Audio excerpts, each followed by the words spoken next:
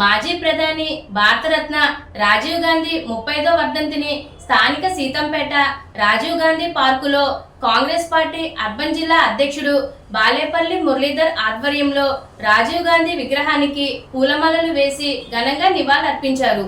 ఈ సందర్భంగా మాజీ ప్రధాని ఇందిరాగాంధీ, రాజీవ్ గాంధీ విగ్రహాలకు పూలమాలలు వేసి నివాళులర్పించారు. ఈ కార్యక్రమానికి ముఖ్య అతిథులుగా Congress parliament coordinator doctor TK Vishweshwar Reddy, PCC ఉపాధ్యక్షుడు ఎస్ మార్టిన్ లూథర్, మహిళా నాయకురాలు ఆకుల భాగ్యలక్ష్మి, మోతా శారద, కాంగ్రెస్ సీనియర్ నాయకులు బెజవాడ రంగారావు, దేవతా సుధాకర్, తాడి సూరిబాబు, కిషోర్ కుమార్ జైన్, బర్రే సుబ్రహ్మణ్యం, డాక్టర్ యాల వీరభద్రరావు తదితరులు హాజరయ్యారు. ఈ సందర్భంగా వారు మాట్లాడుతూ రాజీవ్ గాంధీ దేశాన్ని అభివృద్ధి పదంలో నడిపించడానికి అనేక సంస్కరణలను అమల్లోకి తెచ్చారని అన్నారు. ఐటీ రంగాన్ని అభివృద్ధి చేసి యువతకు ఉద్యోగ ఉపాధి అవకాశాలు కల్పించడంతో పాటు రాజ్యాంగ సవరణ ద్వారా 21 సంవత్సరాలు ఉంటే ఓటు హక్కుని 18 సంవత్సరాలకు తెచ్చారని అన్నారు. అనంతరం పేద మహిళలకు చీరలు పంపిణీ చేశారు.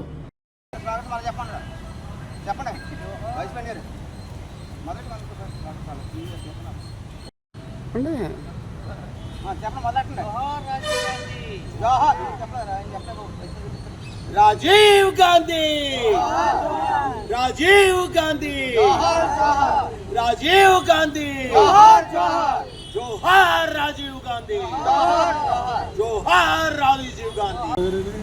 ఈరోజు మా ప్రీతమ నాయకులు ఈ దేశానికి కంప్యూటర్ను పరిచయం చేసి టెక్నాలజీని అభివృద్ధి చేసి ఎంప్లాయ్మెంట్ని కల్పించి దేశాభివృద్ధిలో తనదైనటువంటి శైలిని అవలంబించి దేశాన్ని విదేశాంగ విధానంలో కూడా ముందుకు తీసుకెళ్ళినటువంటి గొప్ప మహనీయుడు స్వర్గీయ రాజీవ్ గాంధీ గారి యొక్క 35వ వర్ధంతి సందర్భంగా ఇక్కడ సీతంపేట రాజీవ్ పార్కులో ఉన్నటువంటి విగ్రహానికి కాంగ్రెస్ పార్టీ ఆధ్వర్యంలో ముఖ్యంగా పెద్దలు విశ్వేశ్వరరెడ్డి గారు, అలాగే మిగతా మిత్రులు అందరూ వచ్చారు. డాక్టర్ సుధాకర్ గారు, జిల్లా మహిళ ఈ కార్యక్రమంలో పాల్గొని రాజీవ్ గారి యొక్క వర్ధంతి సందర్భంగా వారికి నివాళులు అర్పించడం జరిగింది. ఈ సందర్భంగా చెప్పేది ఏంటంటే, ఈ దేశం కోసం త్యాగం చేసినటువంటి కుటుంబాలు ఏవైనా ఉన్నాయంటే అది నెహ్రూ గాంధీ కుటుంబాలు మాత్రమే. ఒక పక్క తల్లిని పోగొట్టుకొని ఆ విషాదంలో కూడా ఈ దేశాన్ని సార్వభౌమత్వాన్ని నిలబెట్టాలనే ఉద్దేశంతో ఆయన రాజకీయాలకు ఇష్టం లేకపోయినప్పటికీ కూడా బలవంతంగా రాజకీయాల్లోకి వచ్చి ఆ బాధ్యతను తన భుజస్కంధాలపై వేసుకొని బ్రహ్మాండంగా 5 సంవత్సరాలు పరిపాలన చేసి దేశాన్ని అభివృద్ధి పదంలో నడిపించినటువంటి మహనీయుడు రాజీవ్ గాంధీ. ఆయనకి ఉగ్రవాదుల వల్ల ప్రమాదం ఉందని తెలుసు కూడా తన తల్లి వలె మా ప్రాణాల కంటే దేశ ఐక్యతే ముఖ్యమని, దేశ ఐక్యతను నిలబెట్టేటటువంటి కుటుంబం ఏదైనా ఉందంటే అది గాంధీ నెహ్రూ కుటుంబాలు మాత్రమే. ఈరోజు అధికారంలోకి వచ్చినటువంటి మతతత్వ శక్తులు వారి యొక్క స్వార్థం కోసం ఈ దేశాన్ని చిన్నాభిన్నం చేస్తూ దేశ ఆర్థిక వ్యవస్థను కుదేలు చేస్తూ వారికి కావలసిన వారికి దోచిపెడుతూ ఈ దేశాన్ని తిరోగమన దారిలో తీసుకువెళ్తూ ఉన్నారు. దీనిని ప్రజలందరూ గమనించాల్సిన ఆవశ్యకత ఎంతైనా ఉంది. కాబట్టి ఈ సందర్భంగా చెప్పేది ఏంటంటే, దేశ ప్రజలు కానీ ఈ రాష్ట్ర ప్రజలు కానీ ఆలోచన చేయండి. ఇప్పుడు ఉన్నటువంటి మతతత్వ శక్తులను ఇంటికి పంపకపోతే రాబో రోజుల్లో సామాన్యుడి యొక్క బ్రతుకు దుర్భరమైపోతుంది. దేశ ఆర్థిక వ్యవస్థ ఇప్పటికే కుదేలైపోయింది. రాబో రోజుల్లో మరింత ఆర్థిక సమస్యలను మనం ఎదుర్కోవాల్సి వస్తుంది. కాబట్టి మీరంతా ఆలోచించి రాబో రోజుల్లో ఈ బీజేపీ ప్రభుత్వాన్ని మద్దతు శక్తులను ఇంటికి పంపండి. కాంగ్రెస్ పార్టీని మరలా అధికారంలో తీసుకురండి. పూర్వ వైభవాన్ని ఈ దేశ రక్షణకు, ఈ దేశ ఆర్థిక అభివృద్ధికి కాంగ్రెస్ పార్టీ ఒక ఏకైక రక్షణ ఏదైనా ఉందంటే ఒక కాంగ్రెస్ పార్టీ అని మీ అందరికీ తెలియజేసుకుంటూ సెలవు తీసుకుంటున్నాను.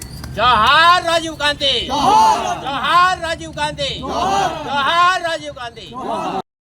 కూడా ధన్యవాదాలు. ఈరోజు రాజీవ్ గాంధీ గారు వర్ధంతి సందర్భంగా తన 35వ వర్ధంతి సందర్భంగా మరి కాంగ్రెస్ పార్టీ మరి పేద మహిళలకు ఆయన జ్ఞాపకార్థంగా మరి చీరలు పంపిణీ చేయడం జరుగుతూ ఉన్నది. ఈరోజు ఈ ఆధునిక యుగంలో ఇలాగున్నది, ఈ టెక్నాలజీ ఎలాగున్నదంటే ఇదంతా కూడా రాజీవ్ గాంధీ గారు ప్రవేశపెట్టినటువంటి టెక్నాలజీ. మరి మనం రాబోయే కాలంలో కాంగ్రెస్ పార్టీ ఆ కాలంలో ఎలాగైతే ఉన్నదో ఇందిరమ్మ రాజ్యం, ఇంటింటో రాజ్యం లాగా అలాగే అందరూ కూడా కాంగ్రెస్ పార్టీని ఆశీర్వదించండి. కాంగ్రెస్ పార్టీలోకి కుటుంబ సభ్యులుగా రండి. మతం ఏదైనా కులం ఏదైనా కూడా అందరినీ కూడా పిలుస్తూ ఉన్నది కాంగ్రెస్ పార్టీ. ఈ దేశం దిశ మనకి తిరగాలి అని అంటే కాంగ్రెస్ పార్టీ రావాలి.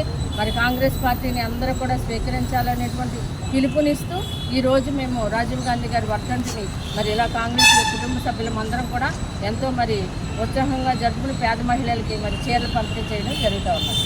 నా హృదయపూర్వక నమస్కారము.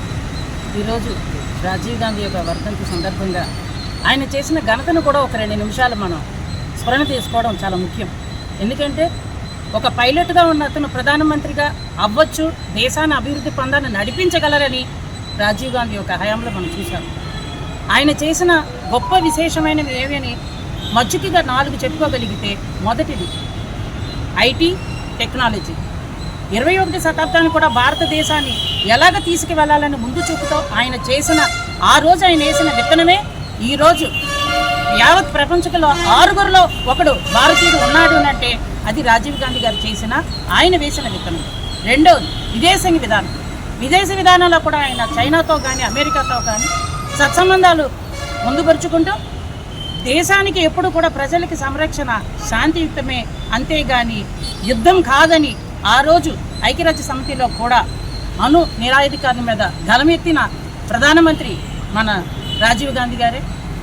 రాజ్యాంగ సవరణలో కూడా యువత శక్తి ఉండాలని ఆయన ఆ రోజు 1989లోనే రాజ్యాంగ సవరణ 61వ బిల్లో కూడా 21 ఏళ్లకి ఉన్న ఓటు అధికారానికి 18 ఏళ్ళకి కూడా తీసుకొచ్చిన గొప్ప ఘనత రాజీవ్ గాంధీ గారు. ఇలా ప్రతి విషయంలో చూసినా, ఏ విధంగా చూసినా ఆ రోజు 70 కోట్ల మంది ఉన్న 1986లో మన జనాభా 70 కోట్ల మందిలో 20 లక్షల మందికే ఫోన్ ఉండేది. కానీ ఈయన C.డాట్ సంస్థ ద్వారా దేశీయ డిజిటల్ మెకానిజం తీసుకొచ్చి యావత్ గ్రామంలో కూడా PCOని నిర్మాణం చేసిన వారు మన రాజీవ్ గాంధీ గారు. ఇలాగ ఆయన గురించి చెప్పుకోవడం కానీ, మనం ఈరోజు ఆయన స్మరణ చేయడం కానీ కాంగ్రెస్ పార్టీకి ఒక ఘనతని, ప్రజలకు చేసిన మేలుని విడమర్చినట్టుగాను. మరొక విషయం ఏంటంటే, నాయకుడు అంటే అధికారాన్ని పట్టుకుని గట్టిగా దాని నుండి పిండుకోవడం కాదు, వచ్చే తరానికి విత్తనం వేసి బాట వేయటంలోనే దానికి మన రాజీవ్ గాంధీ గారే ఉదాహరణ అని చెప్పి ఈ అవకాశం ఇచ్చిన మా నాయకులు. సీతంపేట రాజీవ్ గాంధీ పార్కులో రాజీవ్ గాంధీ గారి యొక్క వర్ధంతి కార్యక్రమానికి ఇచ్చేసినటువంటి కాంగ్రెస్ పార్టీ నాయకులందరికీ కూడా హృదయపూర్వకమైనటువంటి ధన్యవాదాలు తెలియజేస్తూ, మరి ఇక్కడ ఈ పార్కులో రాజీవ్ గాంధీ విగ్రహాన్ని పెట్టడానికి చాలా పెద్ద గొడవలండి, మీ అందరికీ కూడా తెలుసు. వాళ్ళందరితోటి గొడవలు పడి విగ్రహాన్ని పెట్టేసేది. పెట్టకూడదని చెప్పి మైలవరపు సాంబశివరావు గారు, తర్వాత ఉండవల్లి అరుణ్ కుమార్ కూడా స్టే తెచ్చారు. స్టేని ధిక్కరించి పట్టుకొచ్చి విగ్రహం పెట్టాం. విగ్రహం ఓపెన్ చేయడానికి రాజశేఖర రెడ్డి గారు రమ్మంటే అరుణ్ కుమార్ ఏమంటే ఆ విగ్రహం స్టే ఉంది, మీరు వెళ్ళటానికి వీలేదనండి. ఆయన ఒకటే చెప్పాడు రాజశేఖర రెడ్డి, వేసేసారు అరుణ్ మాకు ఏమైనా కేసులు కొత్త, కోర్టులు కొత్త, వెళ్తే జైలుకి వెళ్తాం, విశ్వేశ్వరరెడ్డి జైలుకి వెళ్తే అని చెప్పి అలా వచ్చి విగ్రహాలు ఓపెన్ చేశారు. ఎందుకంటే రాజీవ్ గాంధీ అంటే అంత గొప్ప వ్యక్తి. రాజశేఖర రెడ్డి బాగా అభిమానించేవాడు. రాహుల్ గాంధీ కూడా ప్రధానమంత్రి కావాలని చెప్పి రాజశేఖర రెడ్డి ప్రతి మీటింగ్లో చెప్పేవాడు. ఇంకా మనం చెప్పాలంటే మరి ఒక రోజు కూడా సరిపోదు ఆయన గురించి. ఇప్పుడు ముఖ్యంగా ఏంటంటే మన జిల్లా కలెక్టర్ గారు, కలెక్టర్ కీర్తి చేకూరు గారు, ఆవిడ ఏమందంటే వరి పండించడం మానేయండి, ఆయిల్ పామ్ పండించండి అంట. అమ్మ తల్లి, ఉమ్మడి ఉభయ గోదావరి జిల్లాలో ధాన్య కారాగారంగా పేరుంది. అన్నపూర్ణ అంటారు. మన భారతదేశంలో ధాన్య కారాగారం అన్నపూర్ణ ఎవరంటే ఉమ్మడి ఉభయ గోదావరి జిల్లాలు. ఇక్కడే వరి పండిస్తాం. అసలు వరి అనేది పండించకుండా పామాయిల్ పండిస్తే వరి మానేసేసి ఆయిల్ అందరూ తాగుతారా ఏంటి? నువ్వేం మాట్లాడుతున్నావు అమ్మా, నీకే అర్థం కాని పరిస్థితిలో ఉంది. ఈవేళ పామాయిల్ పండించాలంటే బోల్డెని మామిడి తోటలు ఉన్నాయి, జీడి మామిడి తోటలు ఉన్నాయి. ఈవేళ మామిడి కాయట్లేదు, జీడి మామిడి కాయట్లేదు. ఆ తోటలన్నీ నిర్వీర్యంగా ఉన్నాయి.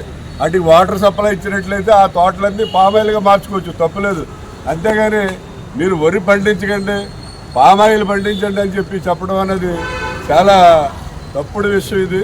ఎందుకంటే యాజ్ ఏ కలెక్టర్గా మీరు ఒక స్లోగన్ ఇస్తే జిల్లాలో ప్రజలందరూ అది ఫాలో అవుతారు. బ్యానర్ కూడా పెట్టారు వెనకాల, వరి నుండి పామాయిల్కి మారండి. ఈవిడ వెనకాల బ్యానర్ పెట్టారు. ఈవిడ చెప్తుంది పామాయిల్ అందరూ మానేయండి, వరి అందరూ మానేయండి, పామాయిల్ వేయండి. అమ్మ, మీరు ఒక కలెక్టర్ గుర్తింపు పొందినటువంటి జిల్లాలో అత్యున్నతమైనటువంటి స్థానంలో ఉన్నారు. ప్రజలకే మీరు ఈ రకమైనటువంటి రాంగ్ డెసిషన్లు ఇవ్వద్దు. ఎందుకంటే వరి అనేది పండించడం అనేది చాలా ముఖ్యం. వరి అనేది లేకపోతే తినడానికి తిండి లేకపోతే అందరూ మళ్ళీ కాటన్ బ్యారేజీ కట్టకముందు ఏ రంగం అడుక్కున్నారు, ఇప్పుడు మళ్ళీ అదే రంగం అడుక్కునే పరిస్థితి వస్తుంది.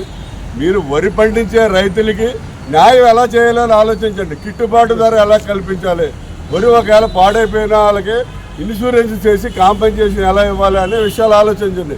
అందరూ వరి పండించడానికి ఉత్సాహం చూపించేలా చేయండి. అంతే తప్ప మీరు వరి పండించడం మానేయండి, పామాయిల్ పండించండి, ఆయిల్ తాగండి అంటే ఇది కరెక్ట్ పద్ధతి కాదమ్మా.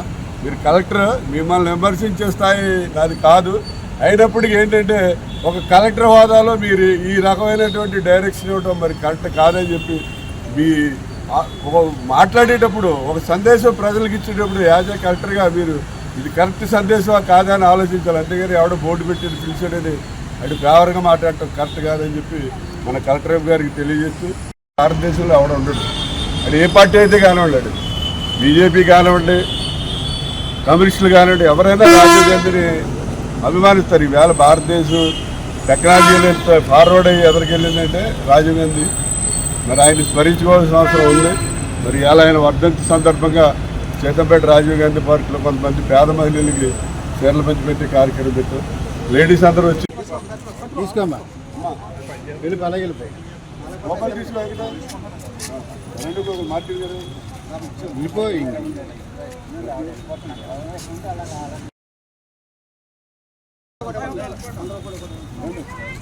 డాక్టర్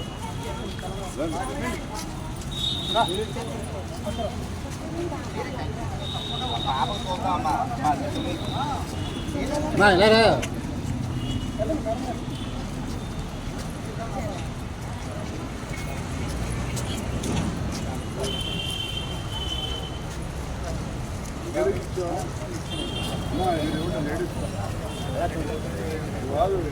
ఓకే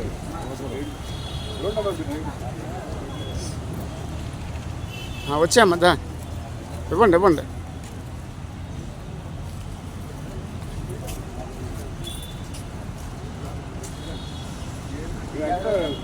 వాటర్ బట్టి రామనా